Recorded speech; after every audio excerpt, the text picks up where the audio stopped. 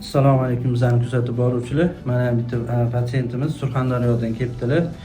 O'zlarining muammolarini va muolajani holatini hozir sizlarga aytib beradilar. Keldim Surxondaryodan.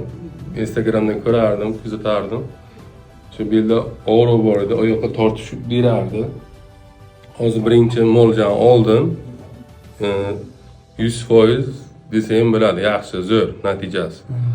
Shu oyoqdagi hozir og'riqlar qoldi. Mana bemalol harakat qilyapman. Oldin mana shunda mana qilib yurardim. Ko'pchilik nima deydi, shu vesizga deb aytishadimi? Hozir mana shu vesda turibsiz. Shu vesda turibman. O'zgardimi?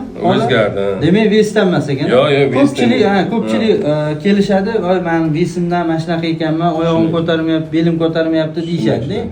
Hozir mana bemalol turibman mana ki. Qo'yvordi. Endi birinchi muolajada unchalik deyishmayapti. Endi ertaga yana kelamiz. 3 kun ekan. Xudo xolasa. Qanaqa muolaja yoqdimi sizga? Yo'qchi. Rahmat. O'zingizdan baraka. Xudo salomat bo'ling. Xudo shifo bersin. Demak, qo'rqinchli muolajaning joyi yo'q, a? Ko'pchilik qo'rqib. Umuman qo'rqish kerak emas. Shunday 5 minutda o'zi qancha og'riqlar ancha pasayib, bemalol yurib ketar ekan. Xudo shifo bersin. Salomat bo'ling.